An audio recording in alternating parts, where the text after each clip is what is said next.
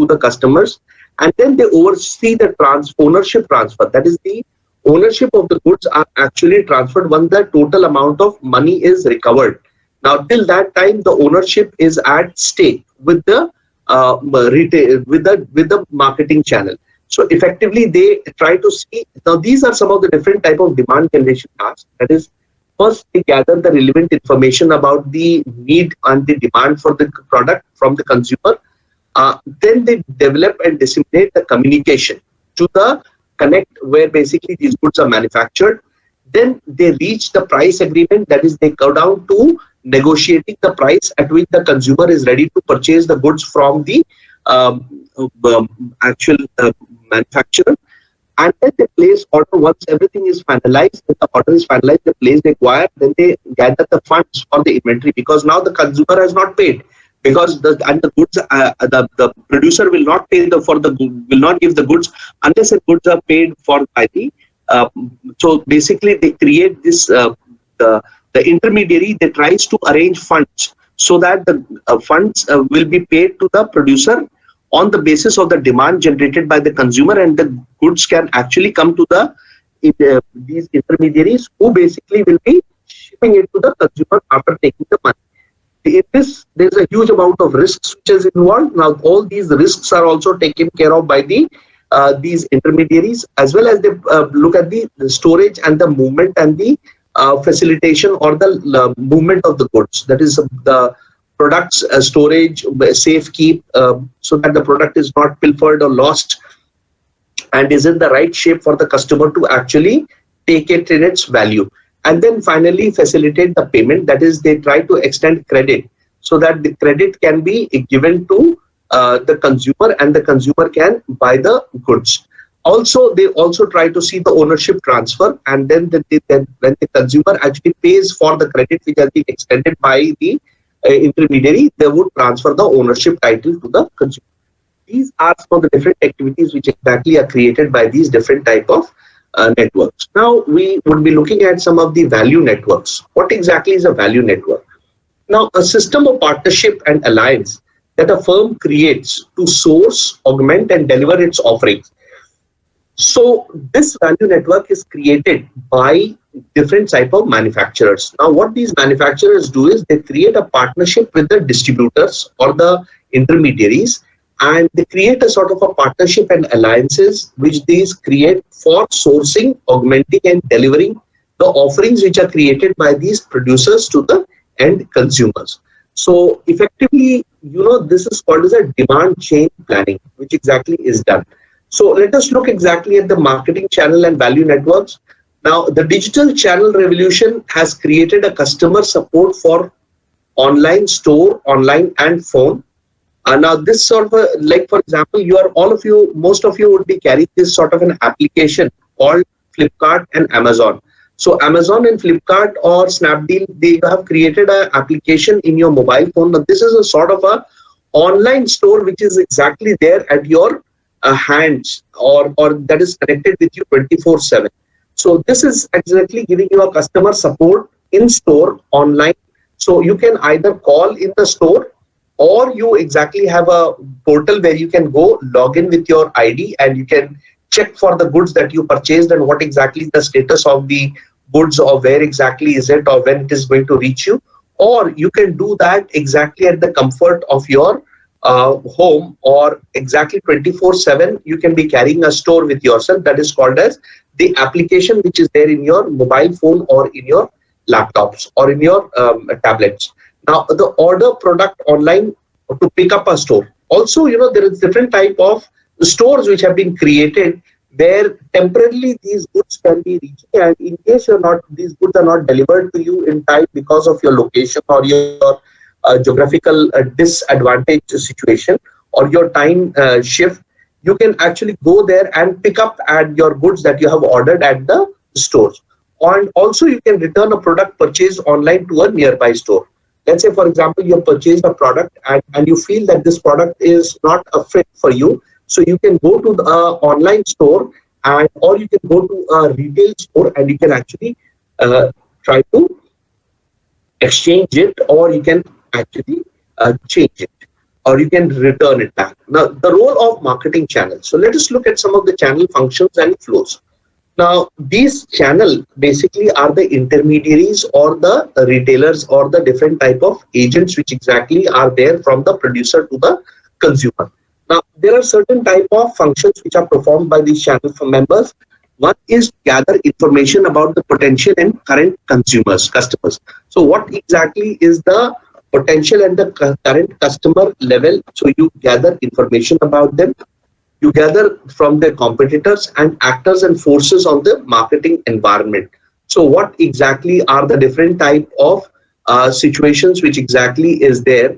You would be trying to actually reach out to them, and on the basis of that you would be trying to see what are the different type of customers, current customers, what exactly are the competitors and other forces for the marketing environment. We've already discussed about the different type of forces which exactly play in the marketing environment.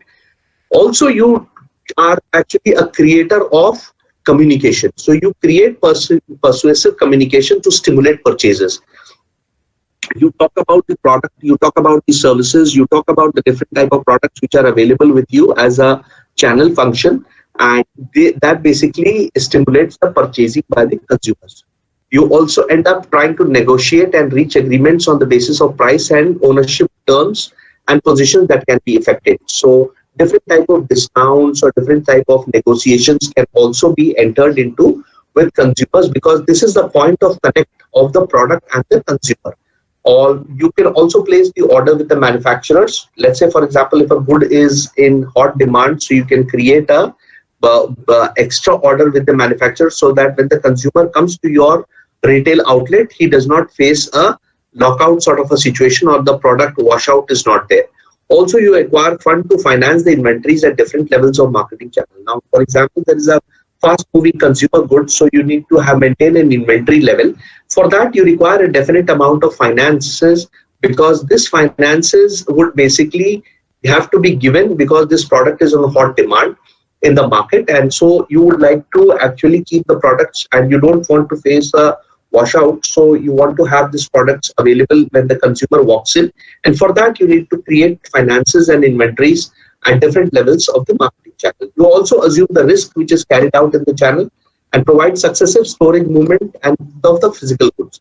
Now, when you're going to store in the goods, definitely you need to have storage so that the goods are in the right shape and size in order to it to be actually consumed by them. Let's say, for example, if you're selling ice creams, and you cannot be keeping ice creams in just any sort of a warehouse, but you need to keep a refrigerated warehouse, and you need to keep refrigerators or visi-coolers which exactly are going to keep the ice creams in its current shape, because if the goods are molten, then it is not actually going to be sold. So effectively, the nature of the goods determine different type of storage situations. So all these different type of infrastructure which is required so that the goods are in the right form, so that the consumer actually purchases it, is also an investment which is made by the marketing channel. So you also oversee the actual transfer of ownership from one organization to another. Now here basically what happens is, if you're looking at this sort of a flow chart which exactly is present in your screen right now, this is a marketing flow for forklift trucks. Now you know what are forklift trucks. Forklift trucks are industrial equipment equipment movement machines which exactly are trying to move heavy goods, especially these are for industrial sales. This is not for domestic application, but these are vehicles which exactly are used by different organizations where heavy lifting is about to be done for the goods. So you need to have, you don't need to have physical people moving their goods from one place to another, but you require a forklift truck to do that. So let us look at the different type of flow that happens from the supplier of a forklift truck to the consumer of a forklift truck. Now, these consumers can be people who exactly have large industries or large processes or large manufacturing units which exactly need these forklift trucks for lifting heavy goods. So the supplier first creates the physical flow. That is the actual truck goes from the manufacturer to the customer. Now, one is that it first goes to the transport warehouse. That is, the supplier sends it to the transport warehouse. The transport warehouse sends it to the manufacturer. The manufacturer sends it to the again to the transporter's warehouse, and the transporter's warehouse sends it to the dealer. The dealer sends it via the transporter to the consumer. So this is how the goods reach the consumer. Sometimes what happens, the transport warehouse straightly takes it to the consumer without the dealer or the transporter, because probably the customer is nearer to the transporter's warehouse, or sometimes the customer is very much near to the manufacturer. So when the customer directly interacts with the manufacturer, the top arrow basically the goods actually that is the forklift truck directly go from the manufacturer to the consumer.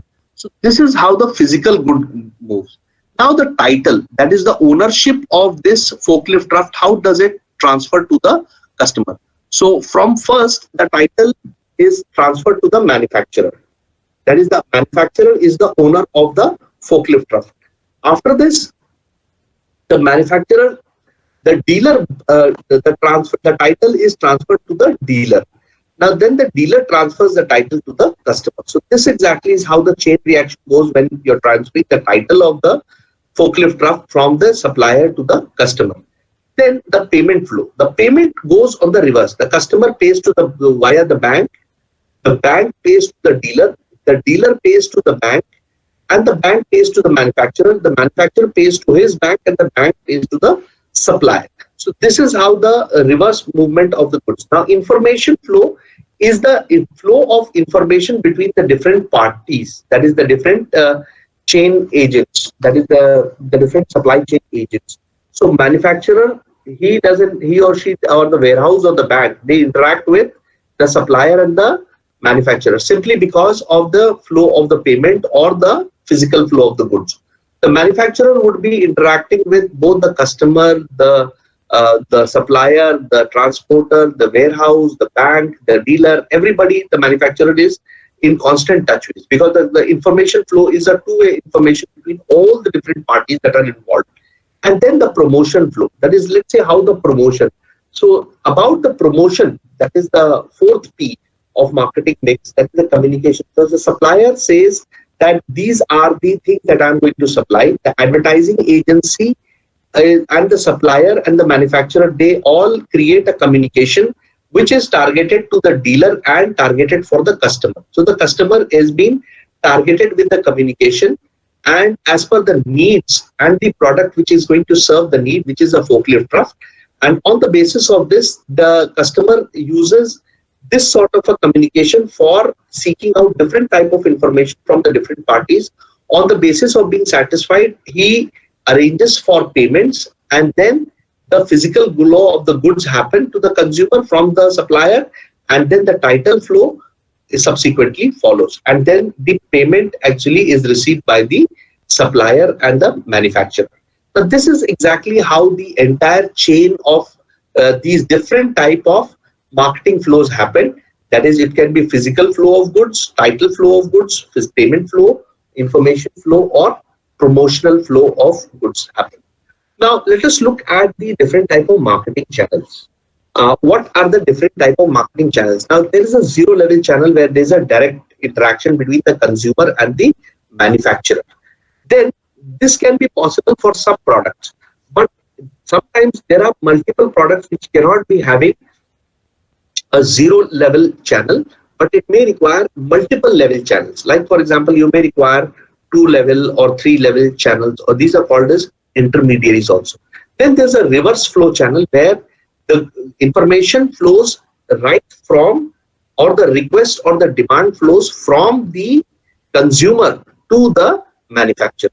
Then there is a service sector channel also. That is the channel which exactly is not there for the product but also there for the service. So let's say, for example, if you want to give some sort of a training, so the training has to be given from the manufacturer to the retailer to the consumer.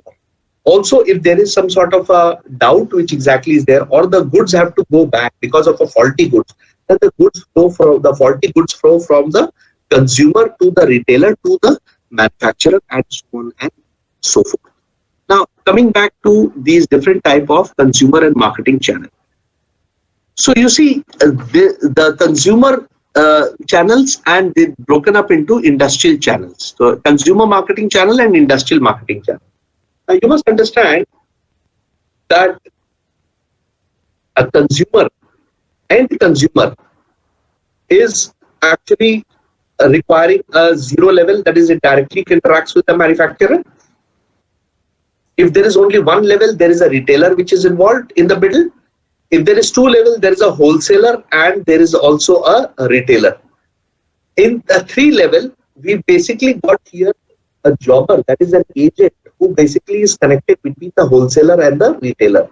So this agent basically creates a channel. It's actually like a salesperson who goes from wholesalers end to the different retailers and tells them that, look, these are the products which are available for your customers.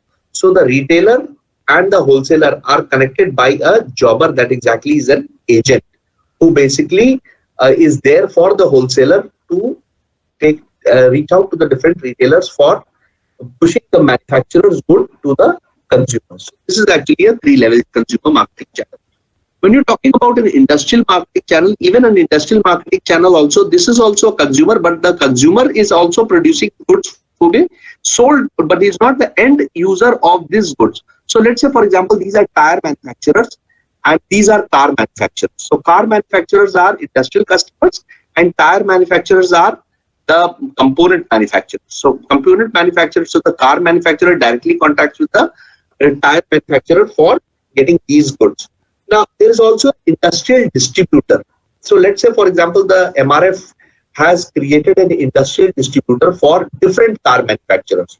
So in the same tire is used for not only for Maruti Udyog, but also for Hyundai Motors, for Ford, for other like, for example, Tata Motors, for Kia, for all the different brands which exactly are buying tires. There is a industrial distributor which is going to take care of it. Now we've got another type of a manufacturer which has two levels. So this is a single level, that is industrial distributor and industrial consumer. Then they have two levels, that is manufacturers representatives. Let's say Tire Association of India has different type of representatives. Now these representatives are not only selling for MRF, but they are also selling for CA, they are also selling for Apollo, they are also selling for Goodyear, they are also selling for like all the different type of manufacturers which are there, their representatives are there, and all these representatives are going to these are also somewhat like the different jobbers, or these are the different type of sales executives who are exactly going from these tire manufacturers and selling it to the industrial distributor, and the industrial distributor is selling it directly to the industrial customer. Or you have got two levels. This is again a three level for this, and then it comes down to this, and then comes down to this. So you become two level over here, but then this is a single level. If you're looking at the single arrow, this is a two level, 1, 2, and then this.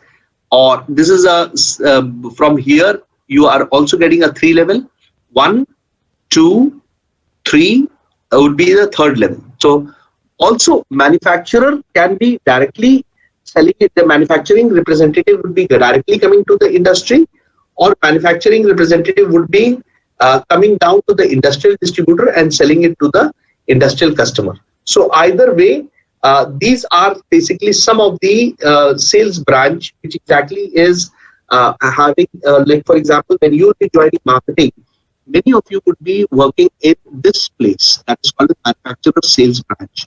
That is, you would be interacting with, if you are in the area of marketing, you'd be working at the manufacturer sales branch, and you'd be selling as OEM customers directly to the other industries which are going to be consuming your goods, or you'd be sending it to industrial distributors, and you'd be going to the industrial distributors which would be selling to industrial customers, or you'd be directly selling it to the manufacturing representatives who would be selling to the industrial customers. So when in the area of marketing, in the area of sales, you might be entering in these blue areas.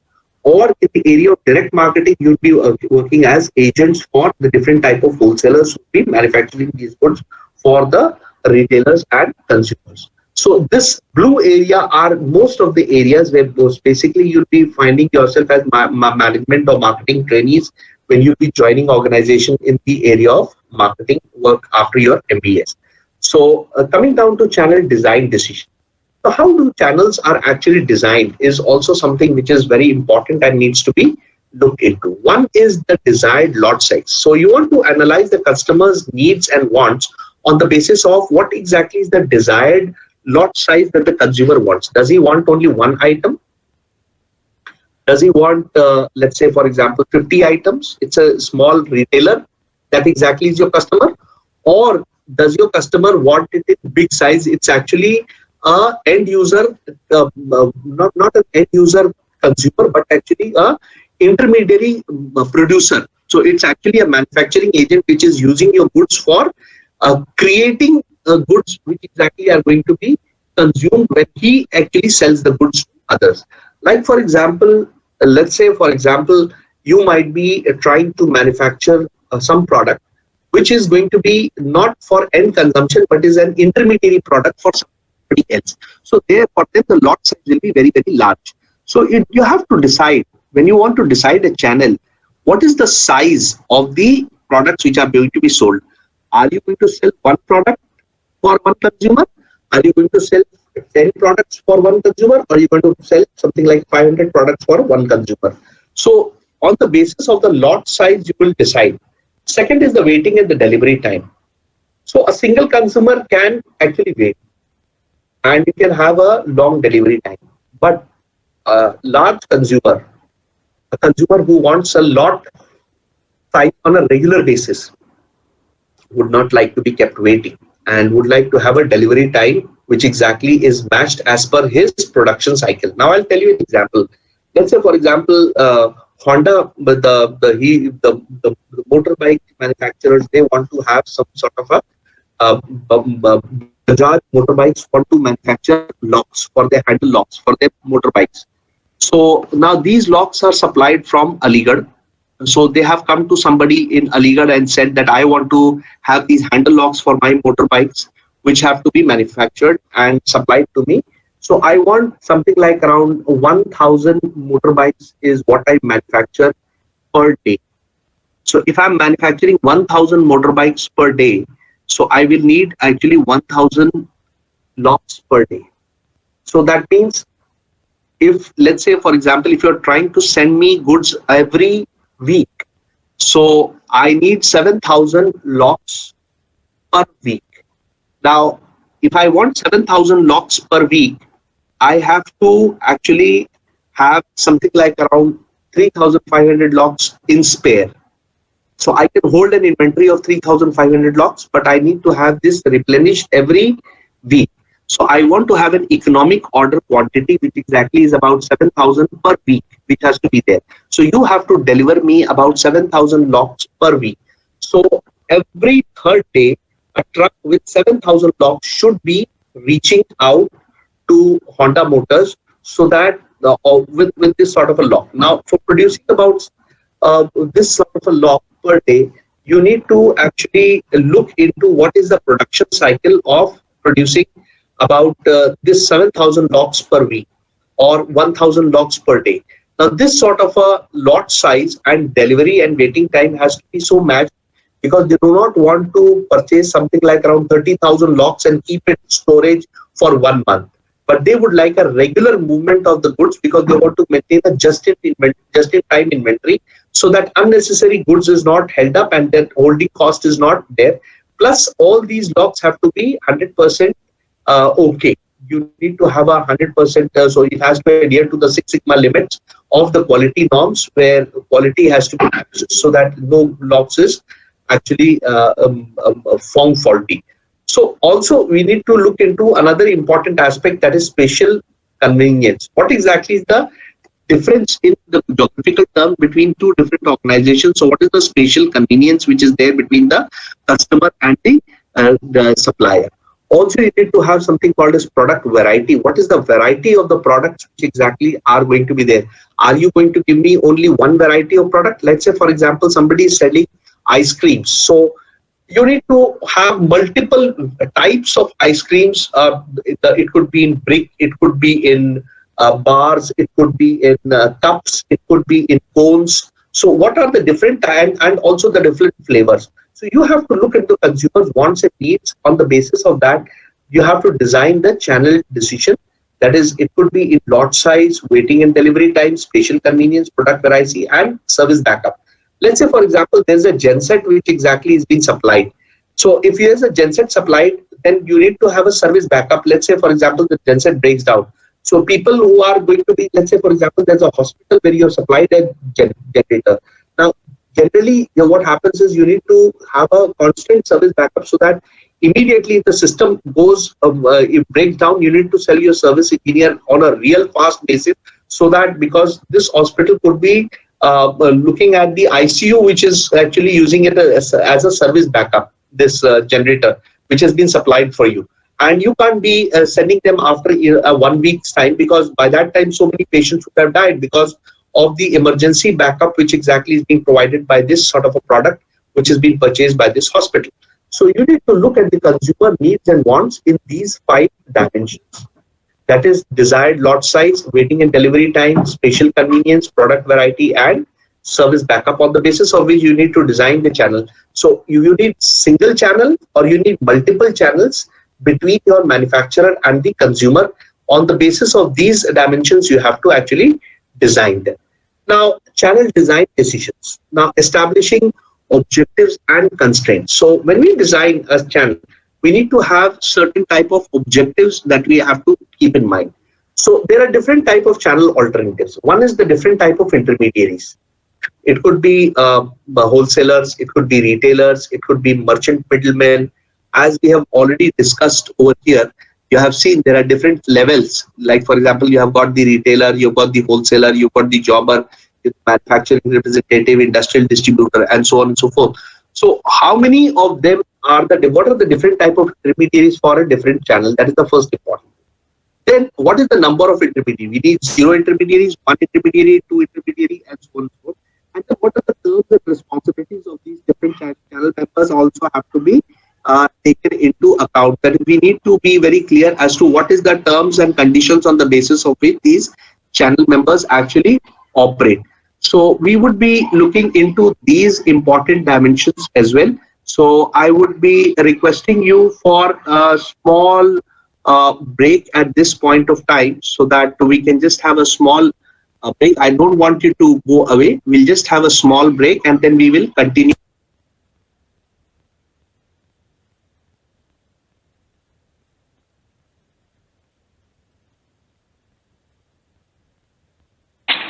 Okay, sir.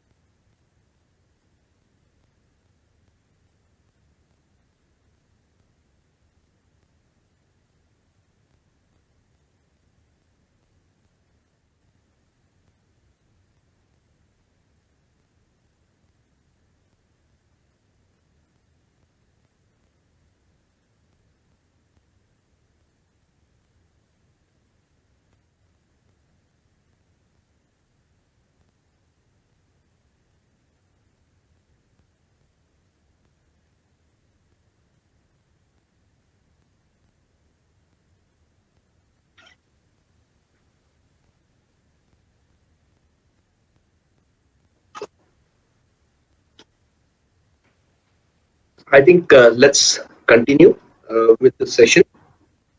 Um,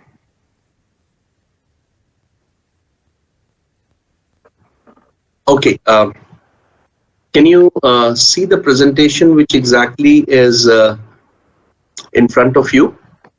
Yes, sir. Towards channel design decisions. We would be coming up with a small caselet. Now, I'll be talking about a organization which is called as Apollo Clinics. Now, Apollo Hospital is one of the largest and most respected hospital chains in Asia with around 8,500 beds across 54 hospitals within and outside India. They provide a high standards of patient care and research across India through multiple modes. Now, such as Apollo Reach. This Apollo Reach hospitals is for small towns, and Apollo clinics, about 60 different parts of large cities, which already have a large base hospital. So, although Apollo Health Street is a hospital working with leading healthcare organizations to tackle the financial and IT challenges facing healthcare in 12 global centers. In addition, Apollo Global Projects Consultancy, the planning, implementation, and operations management arm of the Apollo Hospital Group. This provides advice to investors, governments, and other entities in the care of healthcare. So these are basically the different type of intermediaries on the basis of which Apollo basically manages their channels. So even in service industry, we have got multiple channels which exactly are operating. Now another caselet is from Apple stores. When when Apple stores was launched in 2001, many questioned their prospects, and Business World published an article titled "Sorry Steve, Here's Why Apple Stores Won't Work." Fast forward 5 years, and Apple was celebrating the launch of its spectacular new Manhattan Showcase store with almost 275 locations by the end of 2009. The net revenue from these stores totaled $6.6 billion and represented nearly 20% of the total corporate revenue. Annual sales per square foot of an Apple store is estimated to around $4,700. In the Fifth Avenue location is reported to do a staggering $35,000 of business per square foot compared to Tiffany's success. So you see, Tiffany, which exactly is one of the major retail outlets in the world, one of the top retail outlets, it has even bypassed that. So designed to fuel excitement for the brand, they let people see and touch Apple products. You can also find an iStore over here in Aligarh in the center point. And the experience what Apple can do for them. So it's actually a physical connect with your goods and services. That exactly is the reason why Apple decides to come with a store for all its consumers at the different cities, so that it actually creates a sort of an experience that the consumers have with the different type of Apple products. And this experience is what Apple can do for them, making it more likely they'll become Apple customers. They basically target tech-savvy customers with in-store product presentations and workshops, a full line of Apple products, softwares, and accessories, and a genuine genius bar staffed by Apple specialists who provide technical support free of charge, often free of charge, although the store upsets existing retailers. Apple has worked hard to smooth relationships, in part justifying the decision as natural evolution of its existing online sales channel. So definitely Apple has its online sales channel, and definitely there's always a conflict between the different type of channel partners, which we shall also be addressing because definitely when you have got multiple type of channel partners, they would like the consumers to be buying products from their retail outlet. So sometimes what happens is there is always a sort of a conflict that comes into play when you have got multiple partners, that is the channel partners, and that exactly is toward the terms and responsibilities which are there. So when we are looking at alternatives, like for example, a chainsaw is not sold at Lou or the Home Depot. Number of intermediaries, like for example, there can be an exclusive distribution. There's only one person who's selling a product. Like for example, I remember that only Amazon was selling something like the there was one brand of mobile phones which was only available at Amazon or online at Flipkart. So probably it was not available anywhere else. But there was only available, this is called an exclusive distribution, that only online would be available. Then there is a selective distribution. They're very, very selective about the intermediaries that is there. And intensive distribution is where everybody and any place you'd find this product available. So effectively, we'll also be looking at some of the alternatives, that is terms and responsibilities of channel members. The first term and responsibility is associated with price policy, the condition of sale, the distributor's territorial rights, and the mutual services and responsibilities. Like for example, let's say there are two distributors which exactly have a common customer. Now, basically, both the distributors would like to service the customers, and there can be a conflict between the territorial rights between the two type of distributors which exactly is there. So let us look exactly at some of the channel design decisions. Now, these are economic criteria as well as control and adaptative criteria. These are the two major channel alternatives. So you see, there are basically three types of channels. First is called the direct sales channel, that is value-added partners and the sales force. This is actually there for most of the goods that you would be seeing is reaching out to the different type of people. This is using the value-added partner or the direct sales channel, which exactly is there. Then there is an indirect sales channel from retail store, distributors and value-added partners. They are going to use something called an indirect channel. So these contribute the indirect channel, that is retail stores, the distributors, as well as the value-added partners. So here, sales force are not a part of the indirect channel. Then we have got something which is called the direct marketing channel, that is a DMC. The direct marketing channels are basically internet, which you must be seeing for most of the goods. That is, internet is there, then telemarketing is there, as well as the retail stores which exactly are there. So this basically contributes the direct marketing channel. So technically, we've got three types of marketing channels.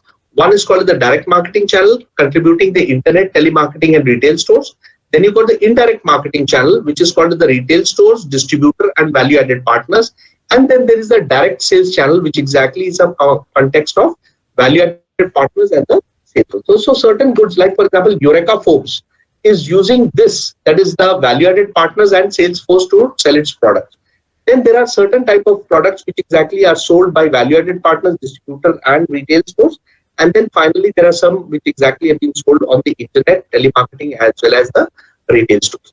Now, what we have also seen the break-even for the different type of organizations producing manufacturing goods and the pricing and the volume. But then there is also a break-even for sales force versus sales agencies.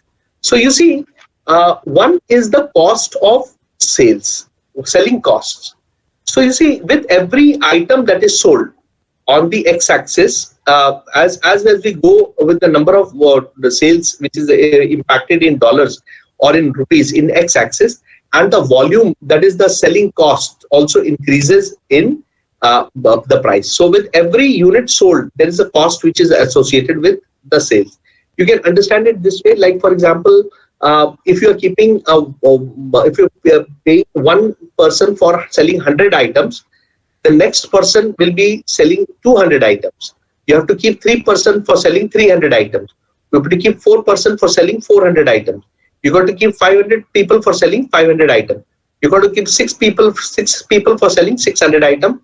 For 10 people for selling 1,000 items. That is for 1,000 items, you got to keep something like 10 people as your sales force. Now, this is the number of sales that is happening, and this is the number of sales people that you need to keep on adding for your sales that is happening. So this exactly every person will be, let's say, traveling to sell their goods. So with every person traveling the same number of kilometers to sell their goods, definitely this graph is going to be a straight line, because this is going to be directly proportional to the number of volumes that are being sold. Now, this exactly is the company's sales force. So this exactly is the sales that is happening, because this is the manufacturer's sales agency, and this is the company's sales force. So now the sales force this is the volumes which is being sold, but the sales force definitely have a fixed component and a variable component to their salary. So definitely this is not going to be directly proportional to this, but this will be tangentially going off like this. Like for example, this will be at a steeper. This will be at a steeper angle, and this will be so a point will come where with every this the number of cost here is going to be higher. That is for every item sold, you need to keep on extra salespeople, and this is going to be at a loss making, because the cost of incurring a salesperson will be more than the actual sales that is happening. So maybe there is always room for adding more and more sales, but then this is the minimum. That is the cost which is incurred in keeping the salesperson is going to be here. And if at this point of time you exactly are making profits, because this is the salesperson is going to give you profits till this point, but after this point the salesperson is going to start giving you losses, because the companies, this would require more and more salesperson to be joining, and this exactly is going to eat away the level of sales and is going to be a selling cost. So the selling cost is going to keep on increasing and the sales is not going to be much. So this is the break. So this is the maximum number of salespeople you need to actually incur for the maximum sales that you want for an organization. Otherwise, the cost of selling will be much higher than the than the profits that's going to actually going to come inside the organization. So effectively, this is a break-even point for salespeople, which have to be also decided on the basis of this. So, for example, beyond this point, you need to use another sort of a mechanism. That is, you need to use not salespeople as your intermediary for selling, but you can also have a organization which is going to come in to do your sales job. When that organization also ceases to be profitable, you take up another type of a retail entity for handling your management decisions, channel management decision. So let us look exactly at some of the channel management decisions. That is, you select the channel member, you train the channel member, you evaluate the channel member, you modify the channel design, you make certain type of channel modification decisions, you have a global channel consideration, and this exactly are some of the different type of channel membership that you exactly do. So the company must be responsible for doing this activities where it's going to be trying to keep a channel, because you need to try to tell, because the channel is the direct contact between your goods and the consumer at which is there in the market. So the channel must be trained how to actually interact with the customer and tell him about all the features about the goods that exactly you have actually manufactured, because you would not be there present in the market to reach out to the consumer. So technically the channel partner should actually do your talking. That is the reason why there are different type of training exercise which exactly is done by the organization for the different type of channel member employees. So you see, we've got these different type of training schedules which are being conducted by different agencies, and they would like their channel partners to be trained for effective selling of the goods and services which exactly consumers come in contact with. So this exactly is some of the channel management decisions also which organizations have to actually take. Now, we were talking about the training and motivating channel members. There are different type of channel powers which exactly are there. One of the powers is called as the coercive power. That is they can actually have the coercive power. And here, basically, what really happens is that the different type of channel partners, they have got a control over the channel. Also, they've got something which is called as, if let's say, for example, the channel partner is not able to take care of the goods in the right context, or is not able to sell the goods properly, then you have the authority to pull the dealership away from that channel member. Also, you have a reward power. That is, for example, you can motivate by a reward. That is, you can give them reward if they're selling if the channel, that is the wholesaler or the retailer or the distributor, is doing great sales for your goods and services. If they are doing that, if they can bypass the quota or they can exceed the quota, then you can give them a reward. Then there is a legitimate power that you have. That is, for example, if they are doing something illegal, if they are doing short selling your goods, or trying to re-engineer your goods, and trying to not give the different type of benefits which are being passed on for the customers to the customers, then you can take a legal action about that channel partner. Then you exactly have something which is called the expert power. Expert power means that you basically are the manufacturer and you exactly have expert in the knowledge of the goods. So you can do a reverse engineering and tell them what the goods are, how they are made, what exactly is the best way to handle them, how to take care of them, how to train people for handling, getting the maximum utility from their goods. So this exactly is a power that you have. So you exactly as a channel leader have the coercive power, reward power, legitimate power, expert power, and also you have the referent power because you are the ownership. Now you must see that recently, because if your retailer or your channel partner or if your distributor or if your let's say a franchisor does not adhere to certain norms, you can always pull it out. You must have seen like a Subway, it exited from Aligarh, or you must have also seen another major KFC that also exited from Aligarh. They are such powerful brands and which are very successful in different places, but those channel power was exercised by these channel partners and they pulled away these because of certain type of coercive power, because of legitimate power, expert power or referent power. When these brands, they exercise these, like KFC was pulled out, Subway was pulled out, because they were not able to give the delivery of the product or the brand as per required, as per the international standards for the and execute the type of sales which exactly was required in Aligarh from this sort of a market. And successful brand which are still successful across the globe actually faced extinction in a city like Aligarh, as you must have already seen. So this is exactly the power, that exactly is the channel power which exactly is exercised by the mother organization by the different type of brands and on the different type of brands which exactly are there. Coming down to training and motivating channel members, channel partnership and the different type of employee channel relationship practices which exactly is there is also done, and the demand side management, supply side management, and enablers and integrators. These basically are some of the different practices which are done. That is what exactly is the supply side management. Like how do you take care of the different type of supplies? If their product is in short supply, what exactly do you do? And then there is a demand side management. How do you take care of the demand which exactly is being generated from the market, and how do you convert this demand to the and transmit it to the organization for matching this supply side management? So this demand side management and supply side management are one of the important channel partnership activities and the enablers and integrators. So effectively, we also try to take care of this important aspect, that how do we integrate the different type of situations in demand and supply side, and what exactly are the enabling activities that exactly we try to do towards training and motivating our channel members is also taken. We also have something which is called as the channel integration system.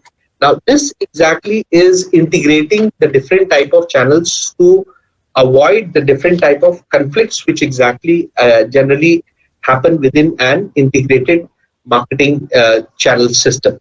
So effectively, we've got conventional marketing channels, which exactly, as I've already said, that you have got the wholesaler, then you've got the retailer, as that is distributor, a wholesaler, distributor, and retailer.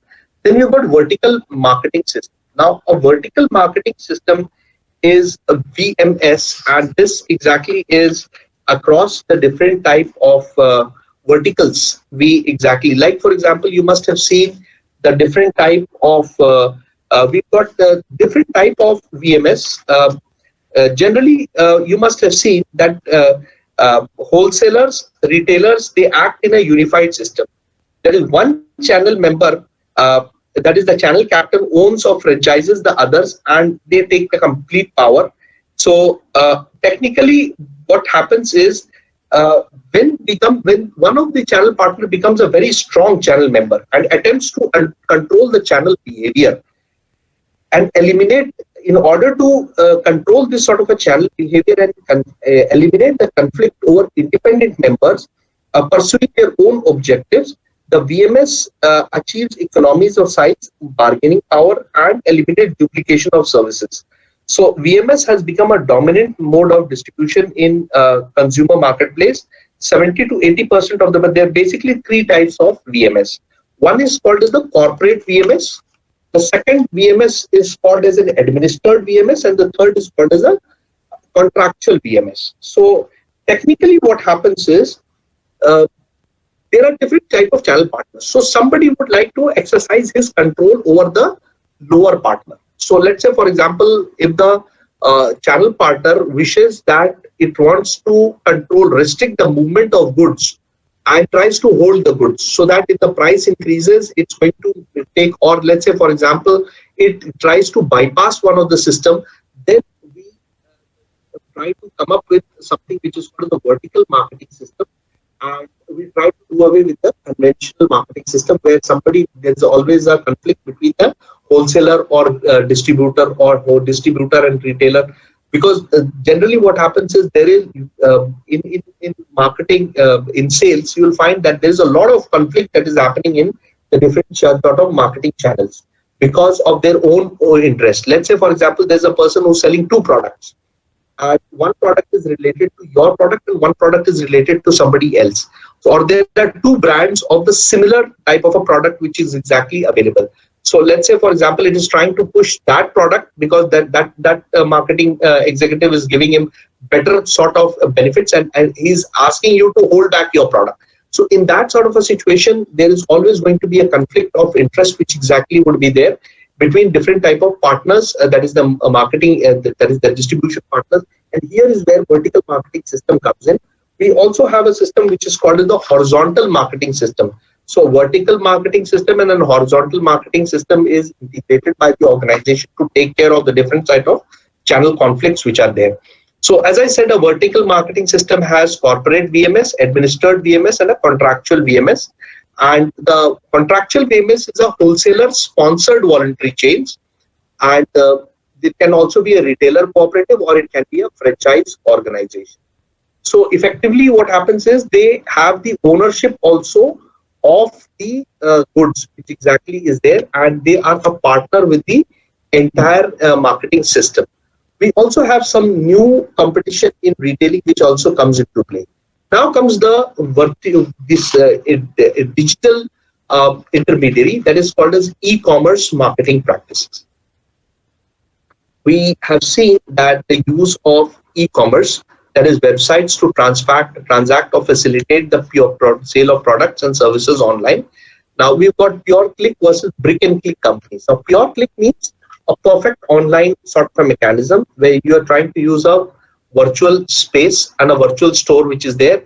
So there is no physical goods which are stored over there. Only order taking is there. All the goods can be displayed via the web pages and the web links and the different categories which have been there within it. Then we've got a brick and click company. Now here in the brick and click company, what happens is you've got a hybrid channel.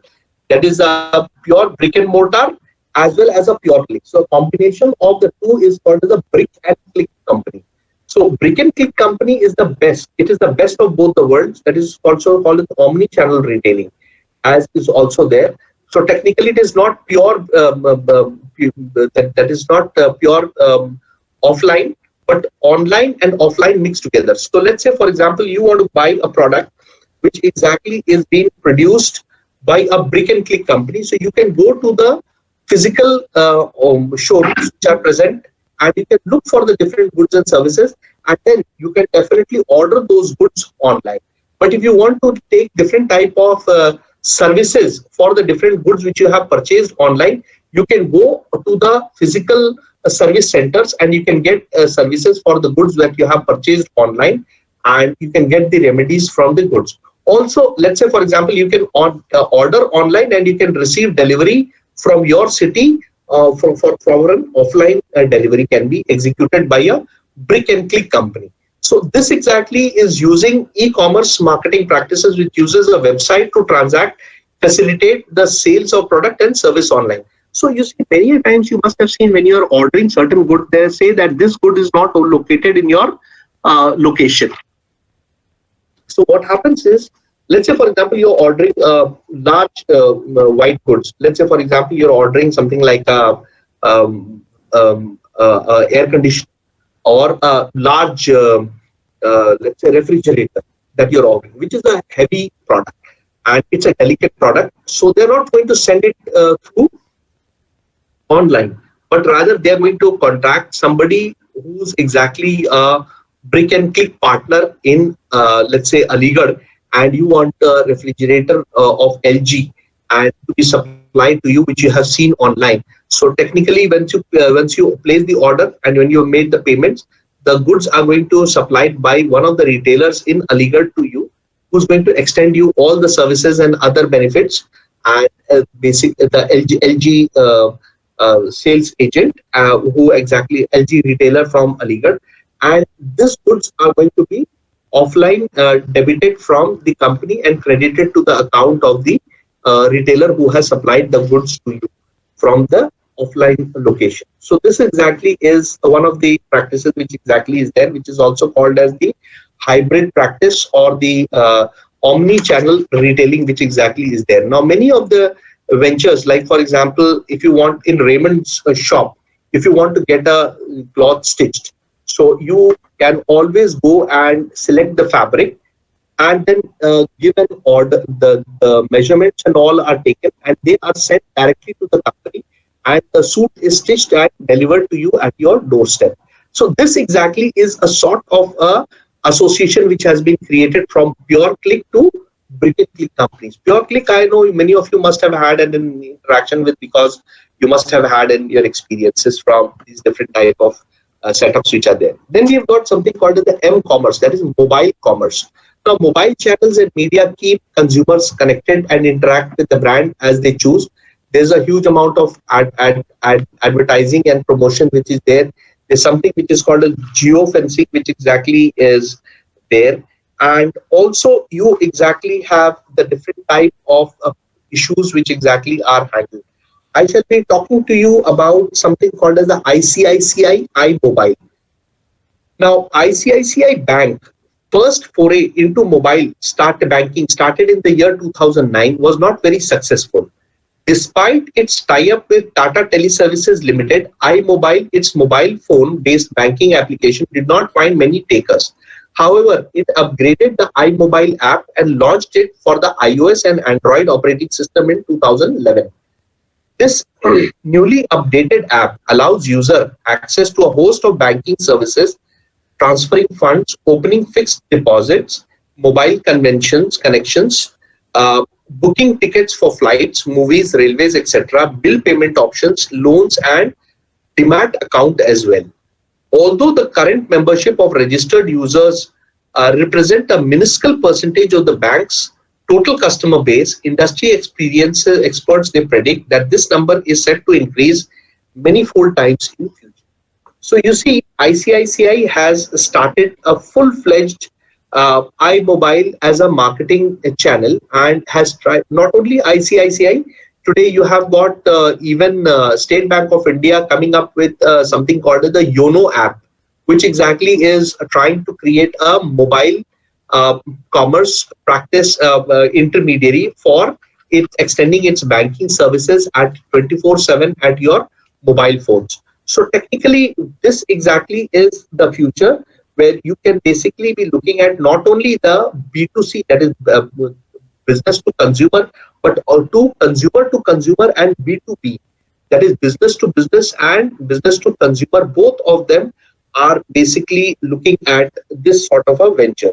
Now, I'll be talking something about the B2B platform also, which is also using mobile commerce practices.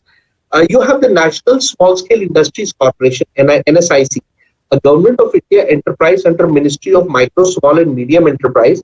It operates through a countrywide network of offices and technical centers in the country. NSIC has a B2B web portal similar to Alibaba.com. Now, the portal provides small and medium-sized enterprises in India access to customers across the globe exclusively to get themselves listed on NSIC portal for an annual fee. This is called their intermediary services. The portal facilitates transaction between buyers and sellers without any intervention. It has a feature which will enable virtual buyer seller meet and assist in required quotation and business orders. It will also hold a database of small and medium companies' details, product catalogs, and pictures. In addition to providing marketing intelligence services such as products and tender tracking to registered companies at a very little cost. So effectively, this results in making the prices more transparent, and undifferentiated product price pressures will increase. For differentiated product, buyers will gain a better picture of the terms value, true value. Also, suppliers of the superior products will be able to offset price transparency with value transparency. Suppliers of undifferentiated products will drive down their cost to order for complete a better for complete and better product. So you see, mobile commerce is not only limited to only consumers but also business practices also there. So effectively, if you really want to understand anything about this domain, we have got different type of products. Now, incidentally, somebody has submitted one of the assignments with Harley Davidson, and I would like to quote something on this aspect. Even Harley Davidson sells more than $860 million worth of parts and accessories to its loyal followers. An online venture was an obvious next step to generate even more revenue. So Harley needed to be careful. However, to avoid the wrath of 850 dealers who benefited from high margins in those sales, its solution was to send customers seeking to buy accessories online to the company's website before they can buy anything. So this they prompted by selecting a participating on a Harley Davidson dealer. When the customer places the order, it is transmitted to the selected dealer for fulfillment, ensuring that the dealer remains the focal point of the customer experience.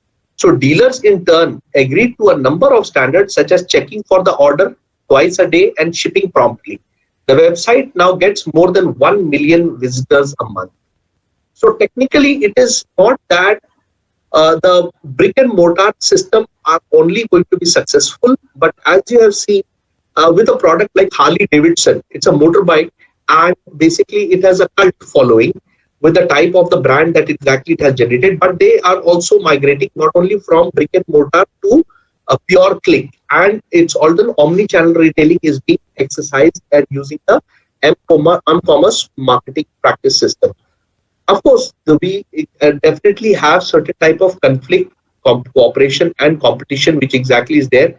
As I said, that is the channel conflict is the first important aspect. Now, this is generated when one channel member action prevents another channel member from achieving its goals.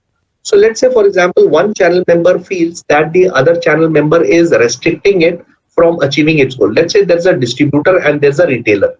Now, the distributor feels that he is trying to distribute the goods to the channel member, that is the retailer. But the retailer is not only selling only one goods, but it's also selling two similar type of competing goods.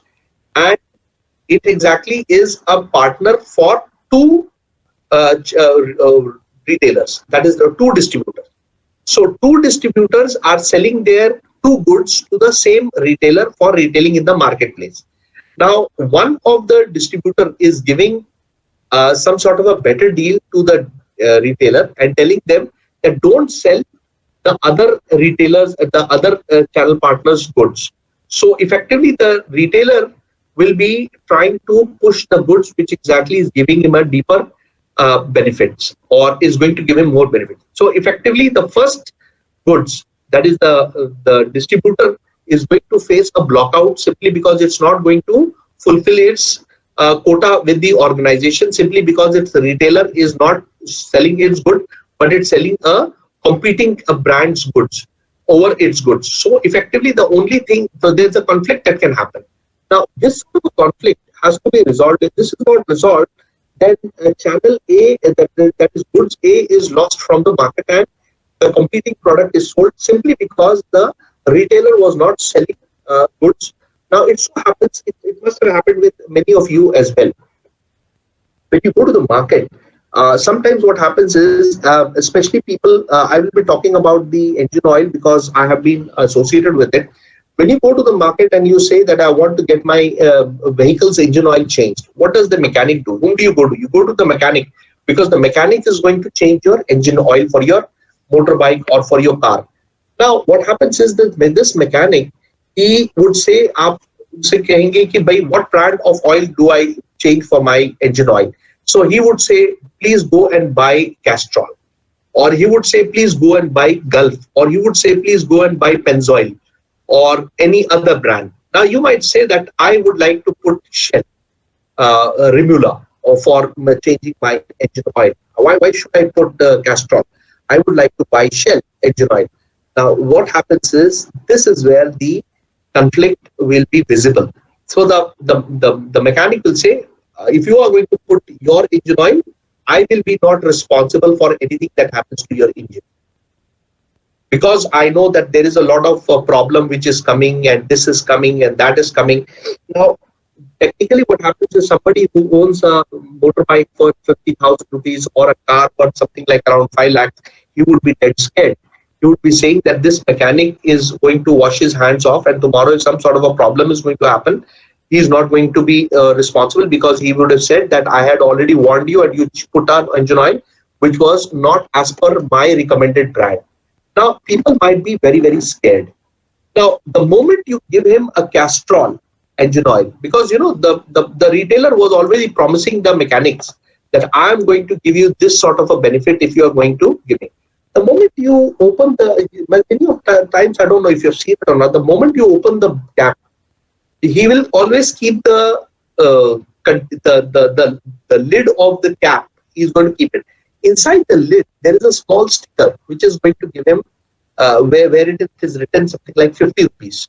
So with, let's say, for example, if he changes 10 cars engine oil, and he takes these 10 stickers from these caps to the retailer from where this is sold, so 10 into 50 is something like around 500 rupees is his net cash, because this is some sort of a coupon which exactly has been inserted by that oil company inside the lid of the engine oil, which, even if you might take the container away with yourself, the empty container, he has already peeled off the sticker.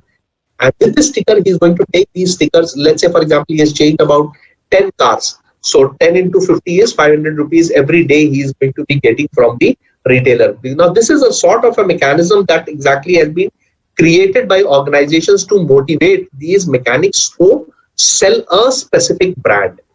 Now, there could be another person who could be doing it. Now, there could be a brand which exactly, now his interest is only in that rupee, that 50 rupee.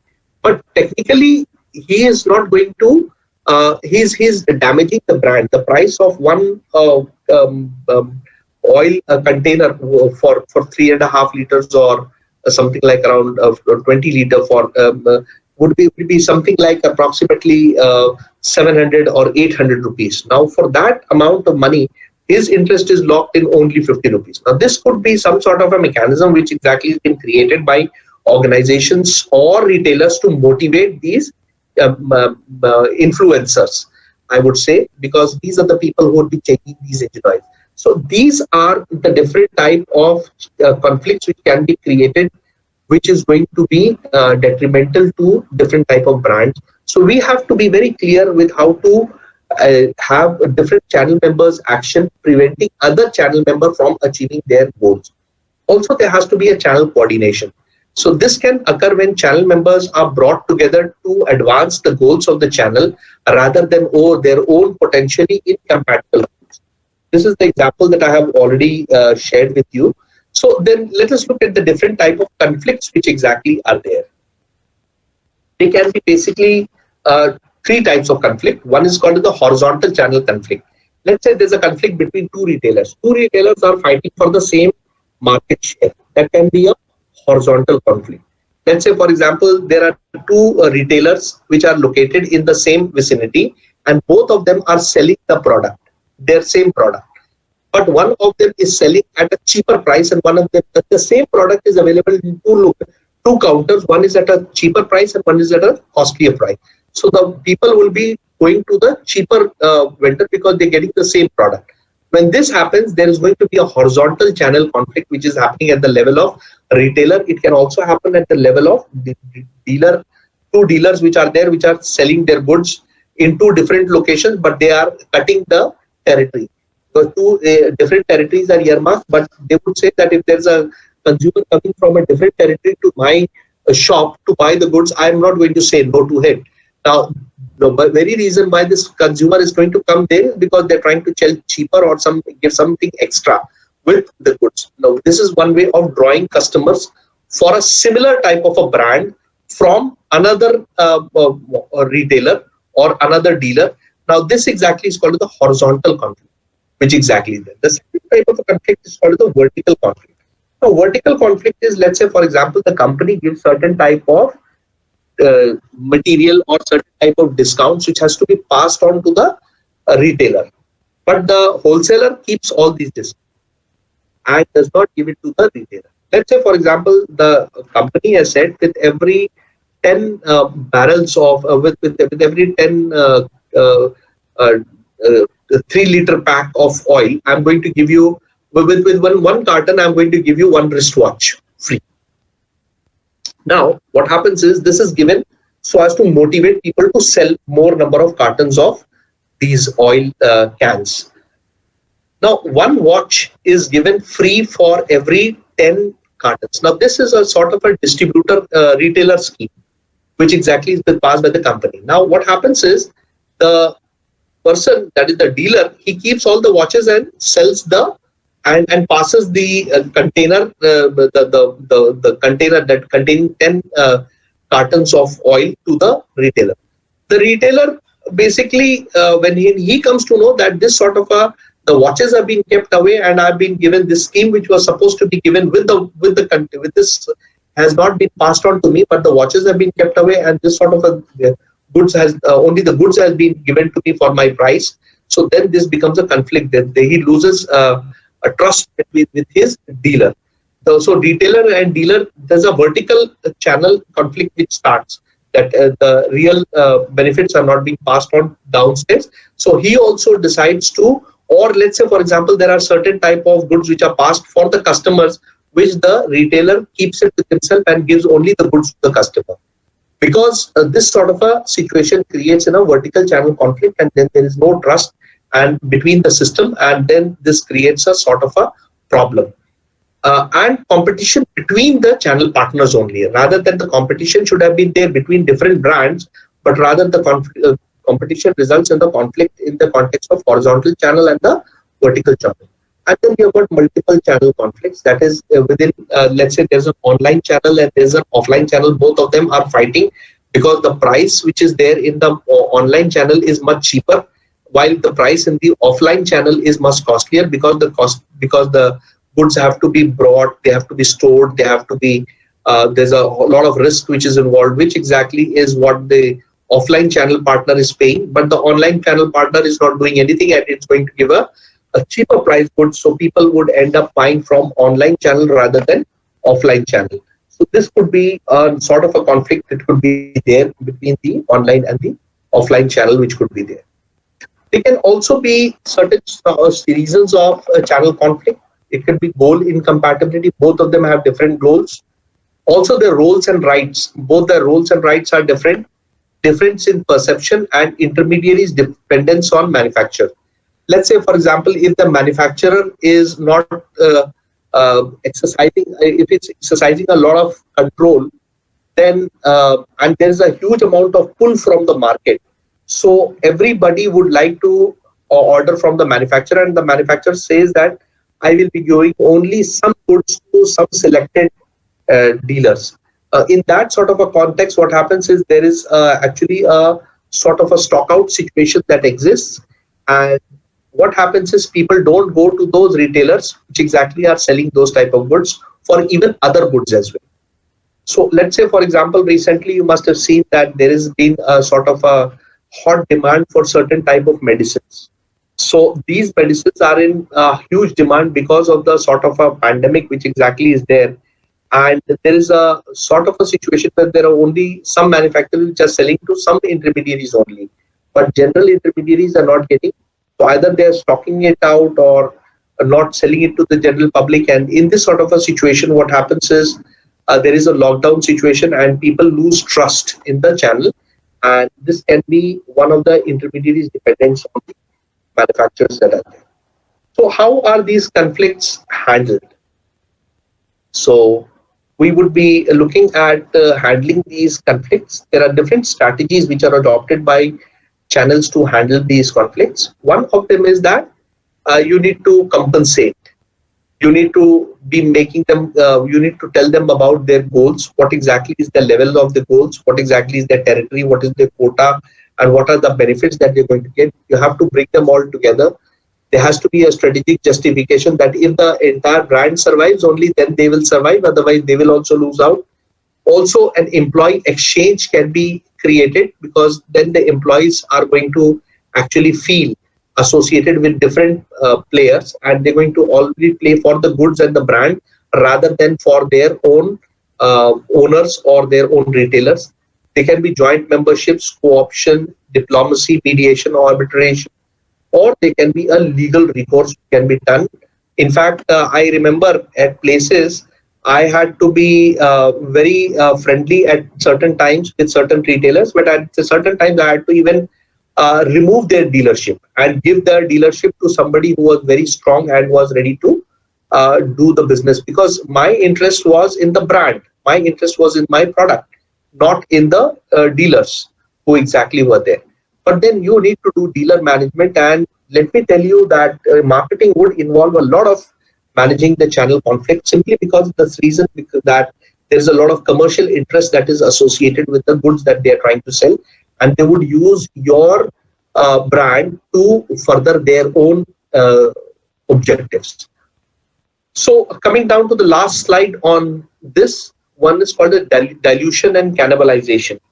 Now, dilution and cannibalization would mean that marketers must be careful not to dilute their brands through inappropriate channels. As I said, that if channel partners are trying to, use your brand for furthering their success and meeting out their micro objectives, then you should try to remove those retailers, because they are going to create hazard for your brand, and your brand is not going to survive because it's going to create a bad word of mouth in your consumers.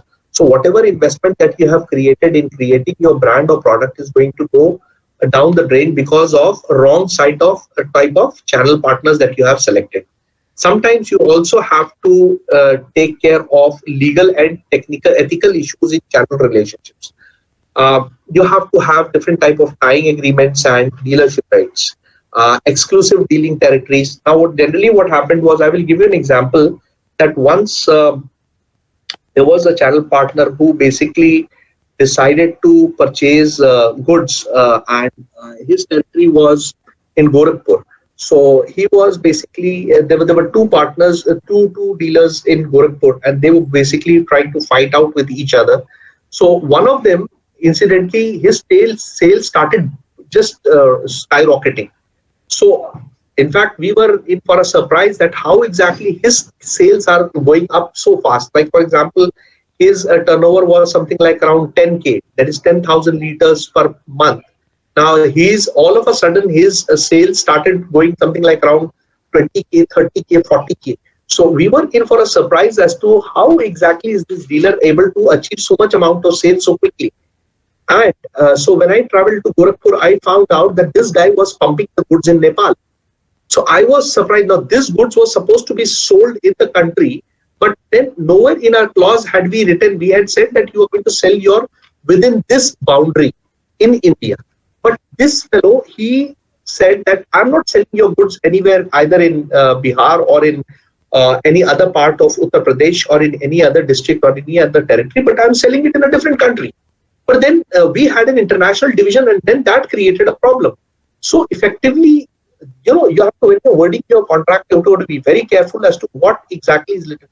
I could never ever imagine that this guy was trying to sell his goods to Nepal, but he was sitting in a geographically location where he could sell his goods to another country and at a differential price. Now, at a differential price, he could illegally take these goods there and sell it in Nepal. Now, all the goods in Nepal, when the international division said that basically your goods are coming from India. So we were in a big mess. So immediately I had to discount this sort of a dealer because he was trying to unnecessarily create some sort of a situation which was not called for. So definitely handling conflict, all the more we are addressing it at the end of this session. But conflict resolution, cooperation, and competition is a very important thing, because if this is not addressed properly, this is going to have a huge amount of damage to your brand, to your goodwill, to your product, and to your market.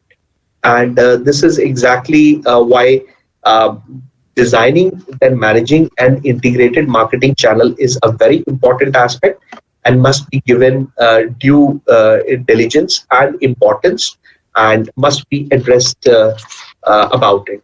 So we will also be addressing something like how do we manage. So this was basically introducing the entire infrastructure to you in the context of the next piece of marketing, that is place. But I would be discussing some more dimensions about managing retailing, wholesaling, and logistics. How exactly they are supposed to be managed, and what exactly you can actually do about it in the context of the entire aspect. We shall be taking it up in the subsequent class that happens to be um, in the on Friday. So we would be addressing this aspect on Friday, and then if need be, we would be starting on Saturday. We would be starting with if we are able to finish this section on retailing, wholesaling, and logistics dimension of marketing. After that, we will be taking up the last aspect that happens to be designing and managing integrating marketing communication. And we would be talking about, this is the most important and the most interesting area of marketing. It is all about the mass communication, advertising, and promotion, and personal selling, and all these aspects are going to be taken into account in the last P of marketing. So currently we have started with the fifth unit today, and we have covered some area towards the aspect of designing and managing integrated marketing channels. Very quickly, let me take you to a quick recap of what we have covered in today's session. I would be taking you through a quick recap of the aspects that we have covered in today's session. We talked about marketing channels and the value network. What exactly are the marketing channels? They being the set of interdependent organizations participating in the process of making a product or service available for use or consumption. Some of the important intermediaries are merchants, agents, and facilitators. Then we also talked about the marketing channels and value network. We talked about the push and the pull strategies which exactly are there. Then managing marketing channels and value network, that is two or more marketing channels to reach customers in one market. We talked about omni-channel and integrated and hybrid channels which exactly are there. I did discuss about the hybrid grids in the context of the different type of demand generation tasks and the marketing channel methods lifted as vendors on the left side, and how the goods reaches and the goods in the context of goods they reach physically, their value reaches, the distributors and the dealers and the networks. We also talked about marketing channels, value network, what is demand chain planning, and we also talked about something called as the digital channel revolution, that is customer support, which exactly is extended on the about the products and services on an online, or the even the return which is of the goods which is purchased from a nearby store. We also talked about the different type of channel member functions and the flow chart for the movement of physical good, title flow, payment flow, information flow, and promotion flow. We also looked into the role of marketing channels from a 0 level, 1 level, 2 level, 3 level intermediates, and a reverse flow channel exactly which exists for both consumer marketing as well as industrial marketing channels. We also looked at the channel design decision, towards defining the customer's needs and wants. What exactly are some of the aspects which are there? We also discussed about the channel design decisions for the establishing the objectives and constraints which exactly have been put in place, as well as the different type of intermediaries. We looked into the major channel intermediaries, the number of intermediaries, the types of intermediaries, and the terms and responsibilities of the channel members. We also saw exclusive, selective, and intensive distributions and how exactly they are actually uh, activized. We also discussed about some of the major channels alternative and what are the types and responsibilities, terms and responsibilities of the channel member towards pricing policy, condition of sales, distribution territories, and mutual service responsibilities. We also looked into the direct sales channel, the indirect sales channel, and the distribute direct marketing channel, that is the DMS. We saw some of the factors associated with the channel management decision, starting from selecting the channel to training channel members, modifying channel design, channel modification decision, and global channel considerations. Towards training and motivating channel members, we saw how channel partnership towards the demand side, supply side, and enablers and integrated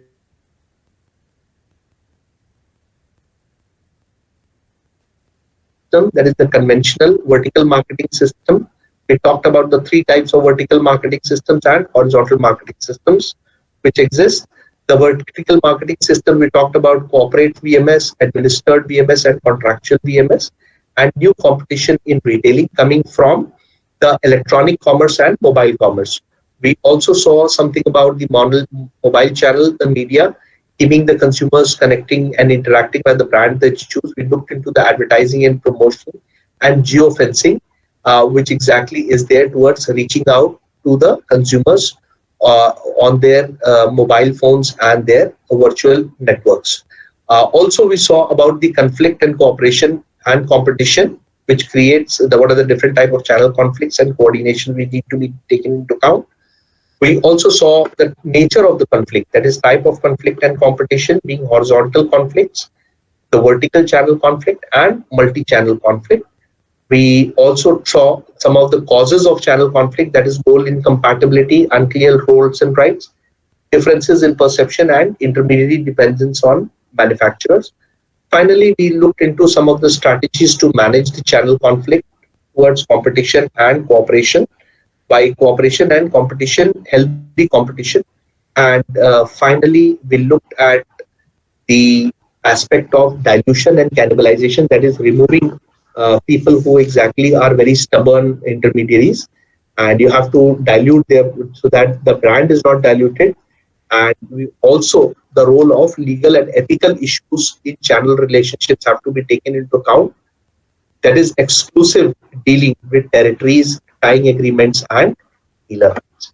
So I think with this, we have come to an end of this session of designing and managing intermediaries, integrated marketing channels.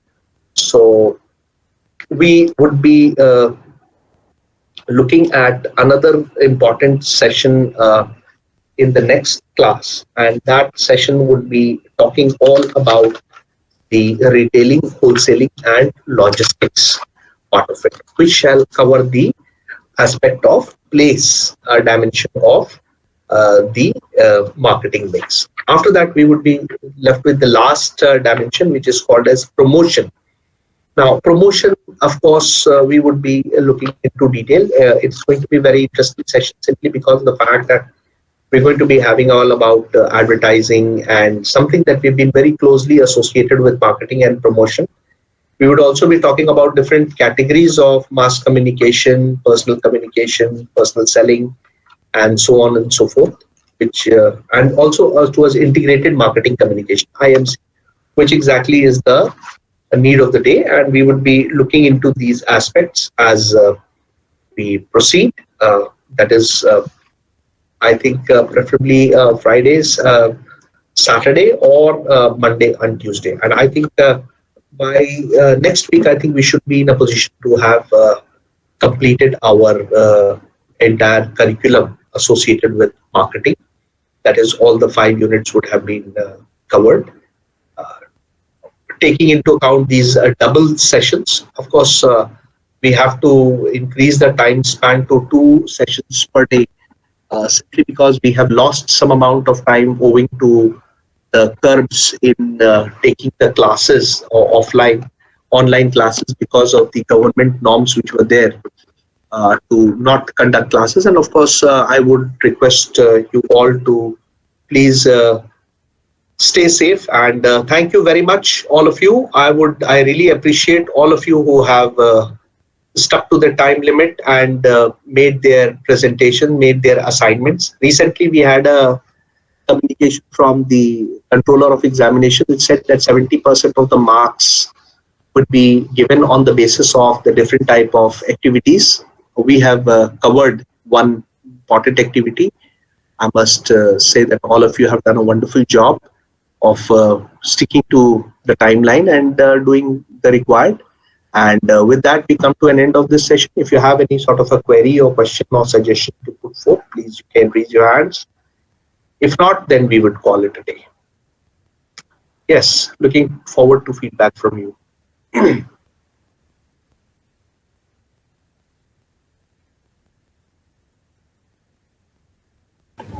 Sir, would you be continuing with having double sessions, or from now onwards it will be a single class? Osama, I actually would be continuing with double sessions because we have got some area to cover. But if there is a communication coming from Salma ma'am that the double session, she would like to engage her session, then I think we will need to cut it to single sessions. But I don't know. I have not received any communication from her yet. She was not well. That was the last I was told. And I need to talk to her in case she has finished her session. I don't know. If you are okay with single sessions, I can go ahead with single sessions as well. But I think double sessions, we exactly cover some amount of, because we have lost some amount of time. We lost about 2 weeks. That is exactly but that was very unfortunate, but then that was something which we could not do because of the environmental situation. We had to do away with the classes, so that's about it. I don't know. For now, we are good with 2 sessions. Any problems with any of you? Yes.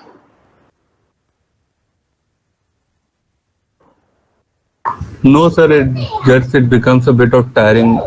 I understand. It becomes a bit of tiring. 2 hours a session becomes a bit of a time. So,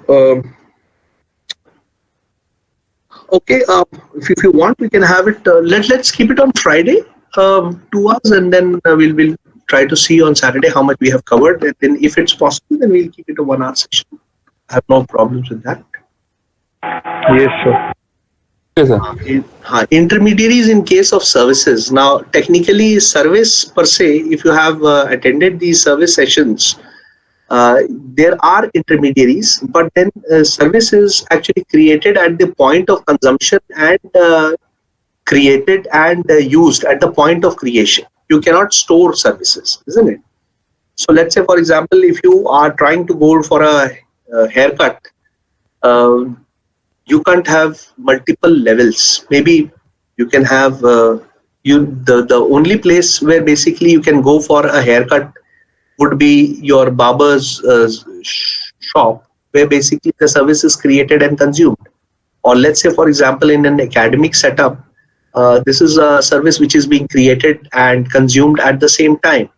Of course, you can always record it and listen to it and replay it. All that is there. But even for that also, at the point of playing that record would be the service creation and consumption. So technically, there is no intermediation in the context of a service aspect, but then you can have multiple channels which can be created, vertical, horizontal channels which can be created, which can give you the services at the same time. Like, for example, you want a movie which can be streamed at the multiplex as can be streamed in your laptops and your mobile phones. So you can have multiple channels which can be created, but then service, you must understand, is very different sort of a phenomenon. The experience they're going to get in a multiplex is going to be different from the experience that you're going to get in your mobile phone. watching that movie. So of course, the same level of service cannot be there, but then you can have multiple channels which can be created, but then it has to be horizontal, not vertical. Okay, because of the nature of service that is there, exactly there. So you can have multiple partners. You can have multiple agents which actually create a continuum of a service. Like for example, in the hospitality industry, you've got online travel agents which basically help you in booking of a air ticket. But then you have got these counters which are airline counters which are also booking these tickets. Then there are called aggregators, service aggregators. Like for example, you have got Book My Ticket, Go Ibibo, and these ticket, or you can even buy your tickets on Amazon or even IRCTC websites, which exactly are vertical, horizontal channel partners, which are exactly giving you this sort of a service of booking an airline ticket. But the service is going to be provided by that airline only. So there are different touch points which are created. Like for example, there can be multiple levels for that service, but for a service per se, there cannot be any intermediary. Like for a product, because the product can be actually physically stored and can be inventorized, and you can actually have a physical transfer of a good. That's where basically wholesaler, retailers, and distributors come into play. But that's not possible in the context of a service. For a service, the different type of intermediaries can be horizontal, which will lead to service impaction. But the service as such, at the point of consumption of the service, there's going to be only one partner which exactly is executing the service. Am I clear? Yes, there was a question that was asked. Am I clear? I would like to have a verbal confirmation. Okay, Varis. Yes, sir. Thank you. Okay, Anas. So if there is any other question, feel free. I must just tell you that I have received some communication that some of you are not well, and I just wish to Allah that all of you recover from the illness and get hale and hearty. Take care of your health and be careful. Don't take it very light.